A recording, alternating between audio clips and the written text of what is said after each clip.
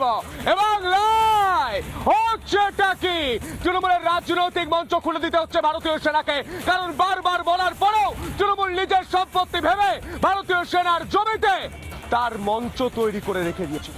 মঞ্চ করার পর রাজ্যের মুখ্যমন্ত্রী মমতা বন্দ্যোপাধ্যায় যে ভাষায় কথা বলছেন কার্যত সেটা পাকিস্তানের ভাষা, অভিযোগ করছে বিজেপি। মমতা বন্দ্যোপাধ্যায় বলছেন তাকে দেখে নাকি 200 জন ভারতীয় সেনা পালিয়ে গিয়েছে। আজ মমতা বন্দ্যোপাধ্যায় ব্লকে ব্লকে আন্দোলন করছেন, প্রতিবাদ করছেন। কার বিরুদ্ধে প্রতিবাদ করছেন মমতা বন্দ্যোপাধ্যায়? ভারতীয় সেনার বিরুদ্ধে। আজ এই প্রশ্নটাই করবে বাংলার ছেলে, বুক চিকিয়ে চোখে চোখ রেখে। আজ বাংলার ছেলে সন্তুমান প্রশ্ন করবে মমতা বন্দ্যোপাধ্যায় চাকরিহারাদের জন্য কবে আন্দোলন করবেন? মমতা বন্দ্যোপাধ্যায় বাংলার শিল্পের জন্য কবে আন্দোলন করবেন? আপনি বাংলাকে দিন দিন পিছিয়ে নিয়ে যাচ্ছেন আর ভারতীয় সেনা নিয়েও রাজনীতি করছেন। আসবো আলোচনায়, প্রথমে দেখে নেব বিশেষ রিপোর্ট।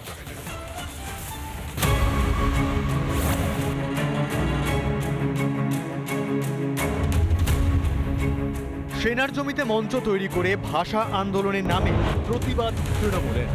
সময়সীমা পেরিয়ে গেলেও মঞ্চ কেন ভাঙছে সেনা? প্রশ্ন তুলে রে করে ওঠেন খোদ মমতা বন্দ্যোপাধ্যায়। সবই নাকি বিজেপির ষড়যন্ত্র। ব্লকে ব্লকে প্রতিবাদও আয়োজন করে ফেললেন তৃণমূল সুপ্রিমো।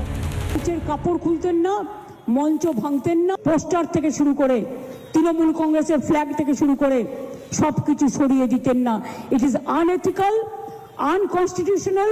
বেলা 2 থেকে 4টে সব ব্লকে ব্লকে, সব ওয়ার্ডে ওয়ার্ডে, সব জেলায় জেলায়, সমস্ত পঞ্চায়েতে পঞ্চায়েতে আমাদের যে ধর্ণা মঞ্চ ছিল সেই মঞ্চকে ভেঙে দেওয়ার প্রতিবাদে এদের প্রোগ্রাম চলবে।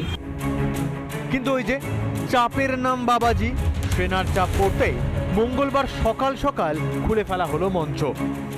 গতকাল সেনার তরফ থেকে মঞ্চর একাংশ খুলে দেওয়ার পর আজকেরই ডেকোরেটার্স পাঠিয়ে কর্মীদেরকে দিয়ে মঞ্চ খোলানোর কাজ চলছে। যে গান্ধী মূর্তির পাদদেশে যে সভামঞ্চ তৈরি করা হয়েছে সেই মঞ্চ খুলতে বাধ্য হলো অবশেষে তৃণমূল। প্রশ্ন, চাকরি চুরির দুর্নীতি ঢাকতে কি প্রতিবাদের ভেগ ধরেছেন মমতা বন্দ্যোপাধ্যায়?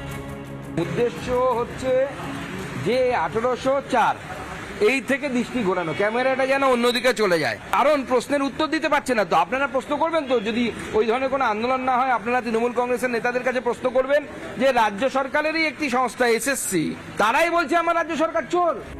এ বাংলায় হচ্ছেটা কি? রিপাবলিক বাংলা।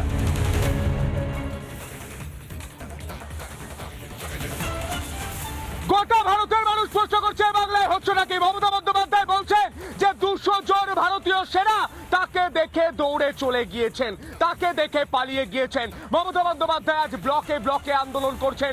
কাদের বিরুদ্ধে? আজ বাংলার ছেলে সন্তুপান প্রশ্ন করবে। যারা রয়েছেন আমি পরিচয় করে আমার সঙ্গে রয়েছেন গোটা বাংলার মানুষ, যারা শিয়ালদা চত্বরে আসছেন, যারা শিয়ালদা চত্বরে ট্রেন ধরতে আসছেন অথচ ট্রেন ছেড়ে দিয়ে এই অনুষ্ঠানে যোগ দিচ্ছেন।